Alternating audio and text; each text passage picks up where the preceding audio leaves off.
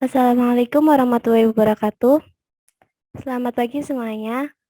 Kami dari kelompok 3 izin memaparkan materi mengenai pengembangan, perencanaan, dan penulisan naskah media pembelajaran. Kelompok 3 terdiri dari saya sendiri, Antum Rialfi dengan NIM 11, Harisma Nurmalitasari NIM 13, Iva Cipta Lestari NIM 14, Melina Sani Atsari NIM 23, Irma Septiani NIM 26, Airisa Wulandari NIM 29, Devi Puspa Nopitasari NIM 33. Yang pertama, kami akan menjelaskan mengenai pengertian pengembangan media pembelajaran. Dalam KBBI, pengembangan adalah proses, cara, perbuatan mengembangkan. Sedangkan media adalah alat, perantara, dan penghubung. Dan pembelajaran adalah proses, cara, perbuatan menjadikan belajar. Sehingga media pembelajaran adalah sarana yang digunakan untuk menyampaikan materi pembelajaran kepada peserta didik. Jadi dapat disimpulkan pengembangan media pembelajaran adalah suatu proses untuk mengembangkan alat, perantara, sarana dengan memberikan dorongan kepada siswa dalam proses pembelajaran. Nah, apa sih pentingnya pengembangan media pembelajaran? Seperti yang telah kita ketahui, media pembelajaran merupakan alat yang digunakan untuk membantu guru dalam proses pembelajaran, dalam menyampaikan pesan kepada siswa sehingga dapat mencapai tujuan pendidikan dan hasil belajar siswa menjadi lebih baik. Dengan media pembelajaran yang baik, maka kualitas belajar menjadi meningkat. Karena tidak hanya guru yang aktif memberikan materi kepada siswa, tetapi siswa juga aktif di dalam kelas dan terlibat dalam proses pembelajaran, sehingga siswa lebih mudah menerima materi yang disampaikan oleh guru. Pengembangan media pembelajaran didasarkan pada analisis kebutuhan guru dalam memilih dan menentukan media pembelajaran yang tepat untuk menyampaikan materi kepada siswa. Nah, penggunaan media yang baik itu salah satunya dipengaruhi oleh kesesuaian isi dan jenis materi, dapat berupa teori, praktik, pemahaman konsep, dan lain-lainnya. Dengan jenis media yang digunakan tentunya seperti audio, visual, atau audiovisual. Oleh karena itu, dalam penentuan dan pengembangan media diperlukan berbagai tahapan khusus dalam menganalisis kebutuhan guru dengan media yang cocok yang bisa digunakan dalam membantu menyampaikan materi. Yang selanjutnya ada tahapan pengembangan media. Tahapan yang pertama yakni tahapan perencanaan. Perencanaan pada dasarnya adalah menetapkan tujuan yang harus dicapai serta menentukan kegiatan cara yang harus dilakukan untuk mencapai tujuan tersebut. Beberapa hal yang harus diperhatikan dalam tahapan perencanaan ini diantaranya, yang pertama, identifikasi karakteristik siswa. Tiap-tiap siswa memiliki karakteristik yang berbeda-beda. Beberapa perbedaan tersebut misalnya kemampuan dasar siswa, bakat, minat, dan lain sebagainya. Berdasarkan perbedaan tersebut, pengembang media harus menyesuaikan baik dengan gaya bahasa, teknik penyajian, teknik memberikan ilustrasi, dan sebagainya. Hal yang perlu diperhatikan dalam mengidentifikasi karakteristik siswa diantaranya, yang pertama, tingkat pengembangan psikologi siswa. Tingkat pengembangan psikologi siswa terkait dengan umur siswa yang akan menggunakan media tersebut. Yang kedua, kemampuan dasar siswa. Kemampuan dasar yang dimiliki siswa dapat dijadikan pertimbangan harus dari mana pengembang media dalam membuat media. Hal ini terkait dengan pengetahuan dasar dalam menggunakan media tersebut. Yang ketiga, gaya belajar siswa. Gaya belajar siswa dapat menentukan bagaimana cara menuangkan ide atau gagasan dalam mengembangkan media pembelajaran. Yang keempat, kebiasaan siswa. Kebiasaan siswa yang harus diidentifikasi meliputi kebiasaan dalam penggunaan waktu, kebiasaan penggunaan media termasuk teknik penyajian yang paling digemari. Yang kedua, ada tahapan perumusan tujuan. Dengan tujuan pembelajaran, baik guru maupun siswa diharapkan memiliki kejelasan apa yang harus dicapai, apa yang harus dilakukan untuk mencapai tujuan tersebut, materi apa yang harus disiapkan, serta bagaimana menyampaikannya. Perumusan tujuan memiliki ketentuan A. Berorientasi pada siswa, dan operasional. Yang ketiga ada pengembangan materi. Dalam pengembangan media pembelajaran, penetapan materi atau bahan ajar merupakan tahapan yang cukup penting, sebab materi pembelajaran merupakan inti atau muatan dalam media itu sendiri. Materi pembelajaran dapat dibedakan menjadi 3 jenis, yaitu pengetahuan, keterampilan, dan sikap. Kriteria penyusunan materi diantaranya A. Sahih atau valid, artinya materi yang dikembangkan benar-benar teruji kebenarannya dan kesahihannya. Yang kedua, tingkat kebermaknaan, artinya materi pembelajaran bermakna untuk siswa untuk mencapai tujuan pembelajaran yang dikembangkan. Dengan demikian, relevansi antara tujuan dengan materi harus teruji. Yang ketiga, kebermanfaatan, artinya kebermanfaatan materi yang disajikan secara akademis dan non-akademis, yakni bermanfaat dalam kehidupan sehari-hari. Yang keempat, kesesuaian dengan siswa. Artinya materi yang disajikan harus dimungkinkan dapat dipelajari oleh siswa. Dengan demikian, materi pembelajaran harus sesuai dengan tingkat pengembangan siswa. Yang terakhir adalah menarik minat, artinya penyajian materi pembelajaran harus dapat memotivasi siswa mempelajarinya lebih lanjut. Yang keempat, pengembangan alat ukur. Ada 2 alasan perlunya merumuskan alat ukur, yaitu A. Menentukan benar atau tidaknya tujuan pembelajaran telah dirumuskan. Misalnya, apakah tujuan yang dirumuskan berorientasi pada siswa? Apakah tujuan yang dirumuskan merupakan perubahan perilaku yang spesifik? Tidaknya, apakah perilaku yang harus dirumuskan dalam tujuan pembelajaran adalah hasil belajar?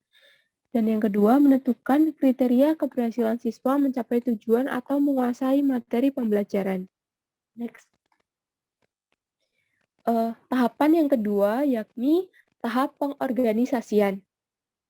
Dalam tahapan ini melaksanakan pembagian kerja pihak yang terlibat mengkomunikasikan tentang sistematika media yang akan digunakan kepada pihak yang terlibat, menjelaskan cara media digunakan kepada pihak yang terlibat.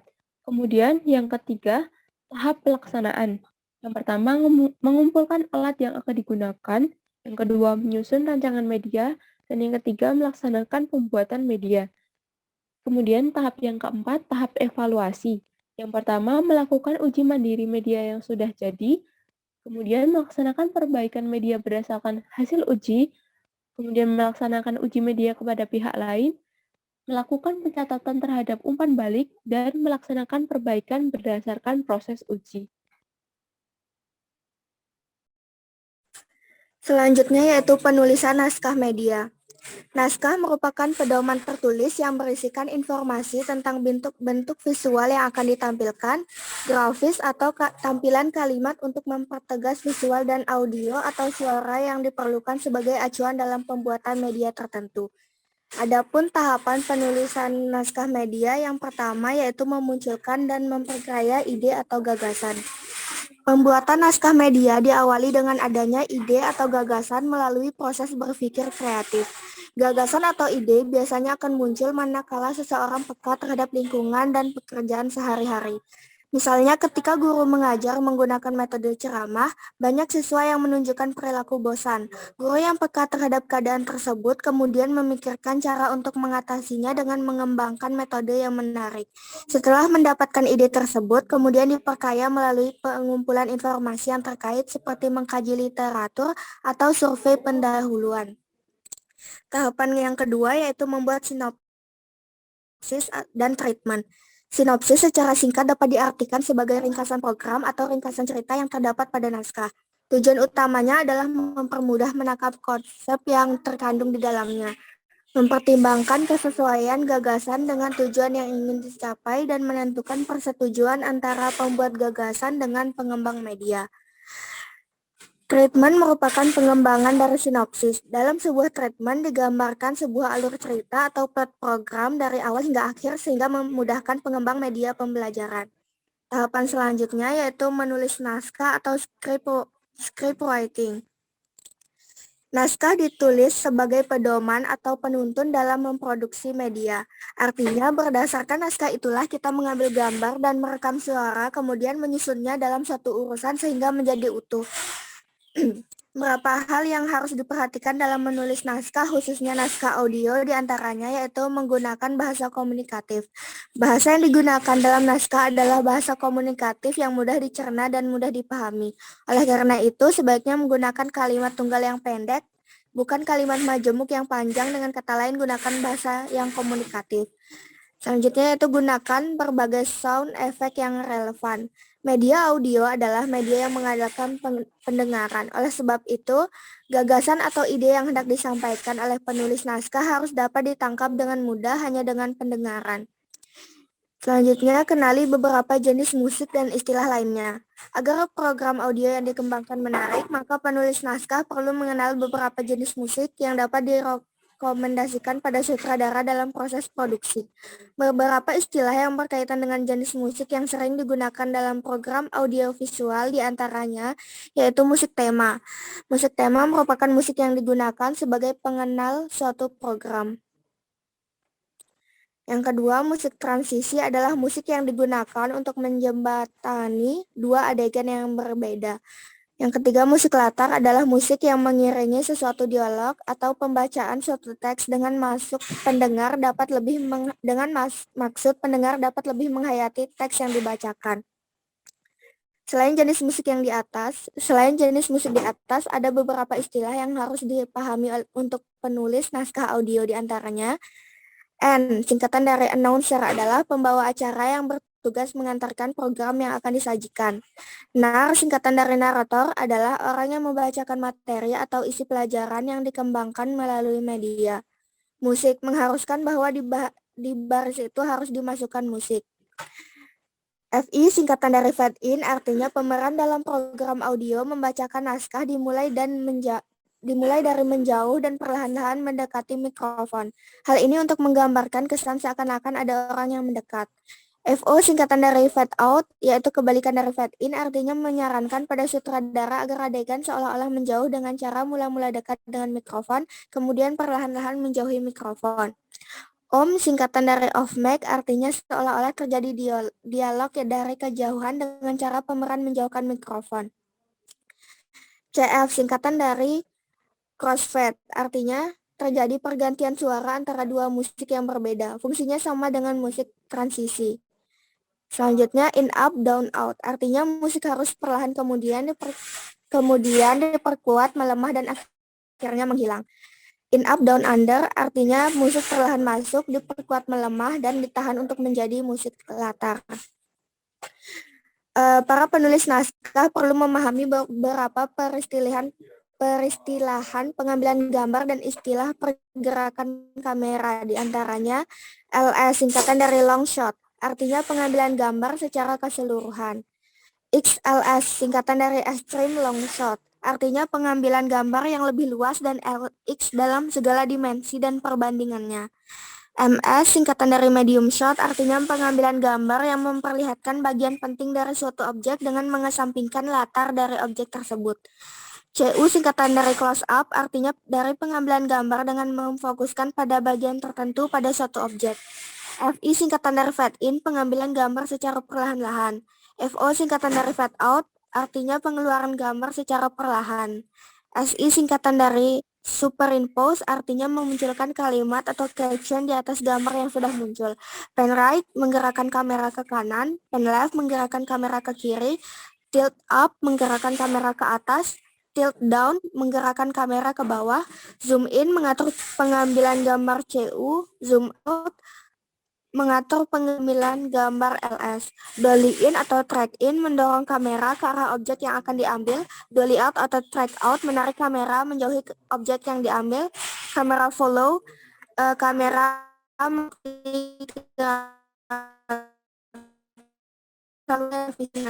evaluasi dan revisi naskah perlu dilakukan terhadap yaitu evaluasi substansi naskah itu sendiri dan evaluasi tentang kebenaran, evaluasi terhadap substansi, evaluasi terhadap isi pelajaran yang terkandung dalam naskah yang akan kita penting evaluasi.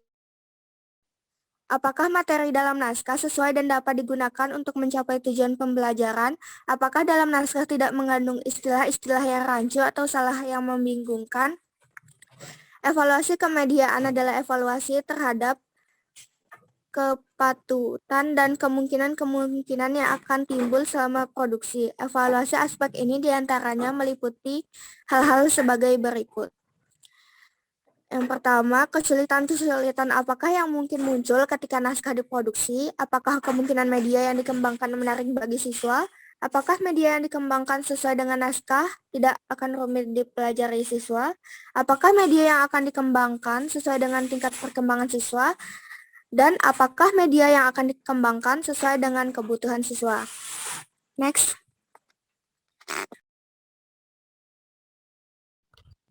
Yang selanjutnya adalah pengembangan media berbasis visual.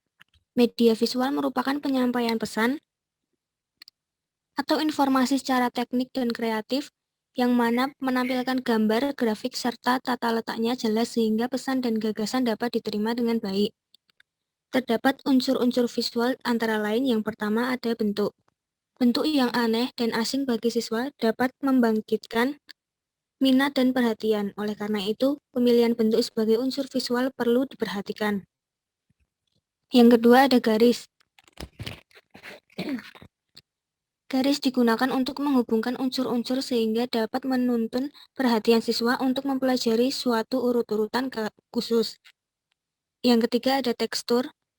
Tekstur adalah unsur visual yang dapat menimbulkan kesan kasar atau halus. Tekstur dapat digunakan untuk penekanan suatu unsur seperti halnya warna. Dan yang terakhir ada warna. Merupakan unsur visual yang penting tetapi harus digunakan dengan hati-hati untuk memperoleh dampak yang baik.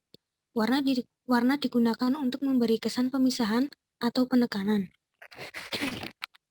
atau untuk membangunkan keterpaduan.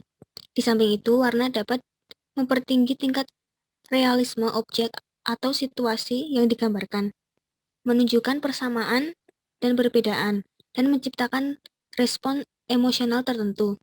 Ada 3 hal penting yang harus diperhatikan ketika menggunakan warna. Yang pertama, pemilihan warna khusus, seperti warna merah, biru, kuning, dan lain sebagainya. Yang kedua, ada nilai warna. Tingkat ketebalan dan ketipisan warna itu dibandingkan dengan unsur lain dalam visual tersebut. Dan yang ketiga, ada intensitas atau kekuatan warna itu untuk memberikan dampak yang diinginkan. Next.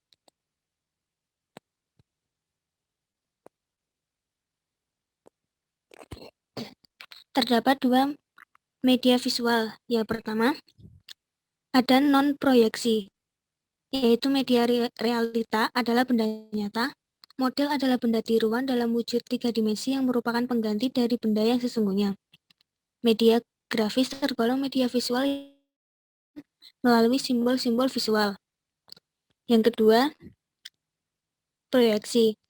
Contohnya adalah transparansi OHP, yang merupakan alat bantu mengajar tatap muka sejati sebab guru dapat bertatap muka dengan siswa tanpa harus membelakangi siswa. Next.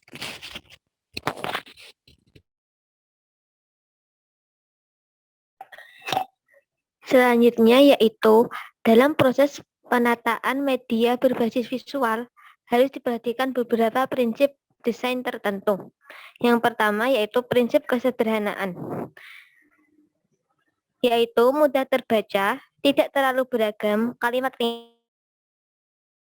ringkas tapi padat dan mudah dimengerti, baca dan dipahami. Demikian pula teks yang disertai bahan visual harus juga dibatasi. Kata-kata harus memakai huruf yang sederhana dengan gaya huruf yang mudah terbaca dan tidak terlalu beragam dalam satu penampilan atau serangkaian tampilan visual. Yang kedua yaitu keterpaduan. Setiap elemen harus saling terkait dan menyatu sebagai satu keseluruhan.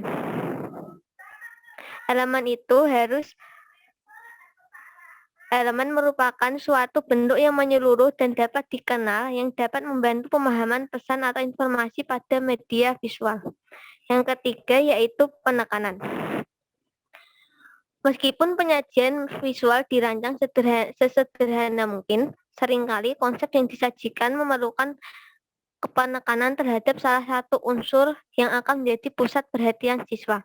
Dengan menggunakan ukuran, hubungan-hubungan, perspektif, warna, atau ruang, penekanan dapat diberikan kepada unsur yang terpenting. Yang keempat yaitu keseimbangan. Bentuk atau pola yang dipilih sebaiknya menempati ruang penayangan yang memberikan persepsi keseimbangan, meskipun tidak seluruhnya simetris. Keseimbangan yang keseluruhannya simetris disebut keseimbangan formal. Keseimbangan seperti ini menampakkan dua bayangan visual yang sama dan sebangun. Oleh karena itu, keseimbangan formal cenderung tampak statis. Sebaliknya, keseimbangan informal tidak seluruhnya simetris, memberikan kesan dinamis dan dapat menarik perhatian siswa. Pengembangan visual dengan keseimbangan informal memerlukan daya imajinasi yang lebih tinggi dan keinginan bereksperimen dari perancang visual. Next. Selanjutnya yaitu kelebihan media visual. Yang pertama, readable atau dapat dibaca berkali-kali dengan menyimpannya. Hal ini akan memudahkan bagi siswa yang cenderung memerlukan pengulangan agar memahami materi yang diberikan oleh guru. Yang kedua, memiliki analisa lebih tajam sehingga lebih mudah dimengerti. Selanjutnya yaitu kekurangan media visual. Yang pertama, cenderung lambat dan kurang praktis. Yang kedua, tidak ada audio karena media visual hanya berbentuk tulisan dan ada tambahan visual di dalamnya. Yang ketiga, visual yang terbatas karena hanya dapat memberikan visual berupa gambar yang mewakili isi teks. Next.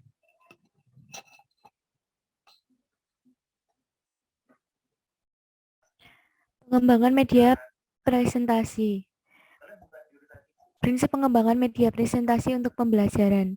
Pengembangan media presentasi harus dilakukan sesuai dengan prinsip-prinsip pengembangan media pembelajaran.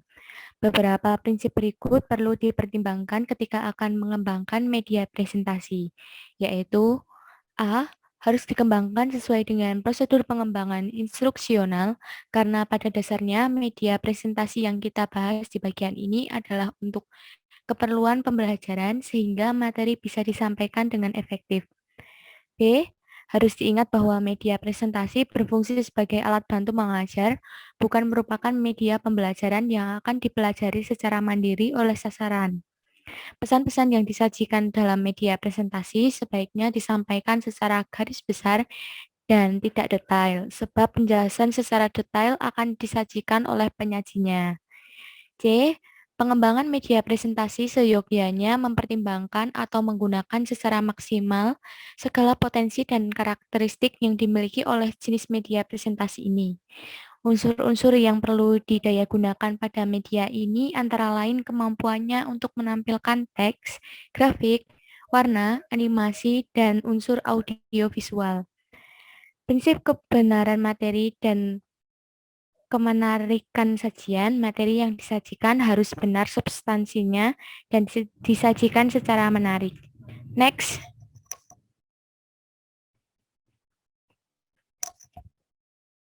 Teknis penulisan naskah pada media presentasi. Kegiatan penulisan naskah media presentasi adalah menguraikan materi-materi pokok sesuai tujuan yang telah dirumuskan, agar materi tersebut dapat dituangkan ke dalam media presentasi dengan baik. Ada beberapa teknis yang perlu diperhatikan, antara lain yang pertama, menentukan topik sesuai dengan materi yang akan disampaikan. Yang kedua, menyiapkan materi yang sesuai dengan tujuan yang telah dirumuskan. Yang ketiga, identifikasi bahan-bahan tersebut untuk diseleksi mana yang sesuai dengan karakteristik media presentasi. Yang keempat, tulis materi yang telah dipilih dalam kalimat yang singkat, pointers, dan hanya memuat poin-poin penting saja atau keyword. Yang kelima, tuangkan pesan-pesan yang disajikan dalam berbagai format seperti teks, kata-kata, gambar, animasi, atau audiovisual. Yang keenam, pastikan bahwa materi yang ditulis sudah cukup lengkap, jelas, dan mudah dipahami oleh sasaran. Dan yang terakhir, sajikan materi secara sistematis. Oke, next. Berikut ini adalah contoh naskah media presentasi.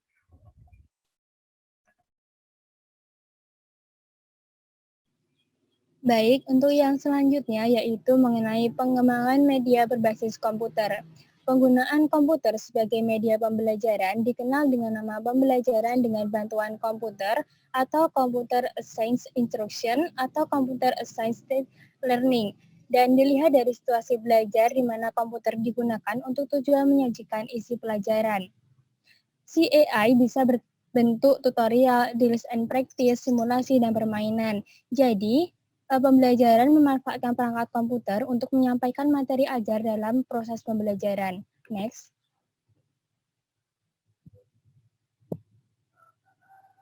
Dan berikutnya yaitu mengenai prinsip-prinsip perancangan CAI yang diharapkan bisa melahirkan program CAI yang efektif.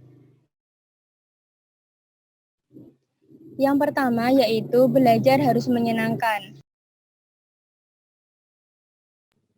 Ada 3 unsur yang harus diperhatikan, yaitu yang pertama menantang, yang kedua fantasi, yang ketiga ingin tahu. Menantang yaitu program permainan itu harus menyajikan tujuan yang hasilnya tidak menentu dengan cara menyiapkan beberapa tingkatan kesulitan. Yang kedua adalah fantasi. Fantasi berarti dapat menarik dan menyentuh emosional.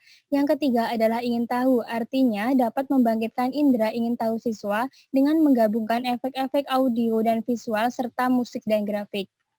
Kemudian yang kedua adalah interaktivitas. Program pembelajaran akan memenuhi prinsip interaktivitas apabila mempertimbangkan unsur-unsur berikut ini, yaitu yang pertama adalah dukungan komputer yang dinamis, yang kedua dukungan sosial yang dinamis, yang ketiga aktif dan interaktif, yang keempat adalah keluasan, dan yang terakhir adalah power.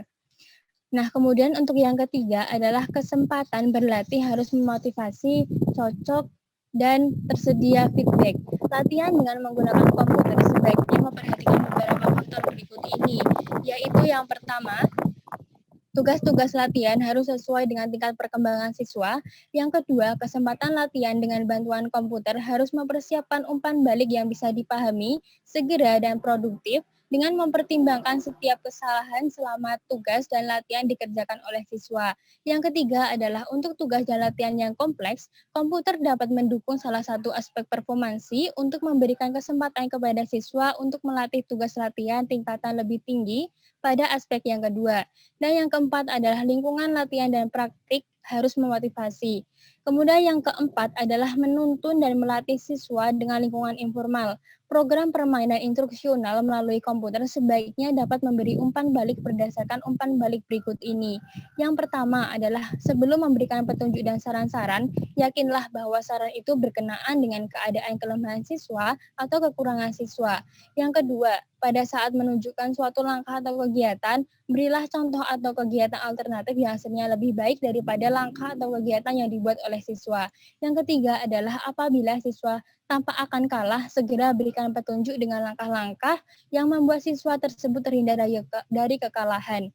Yang keempat adalah jangan memberikan petunjuk 2 kali atau 2 langkah kegiatan secara berturut-turut. Yang kelima, jangan memberikan petunjuk sebelum siswa memperoleh kesempatan untuk menemukan sendiri permainan itu untuk dirinya. Yang keenam, sebaiknya jangan memberikan kritik pada saat memberikan petunjuk. Yang ketujuh adalah setelah memberi petunjuk kepada siswa, tawarkan kesempatan untuk mengambil langkah kegiatan kembali, tetapi jangan dipaksakan.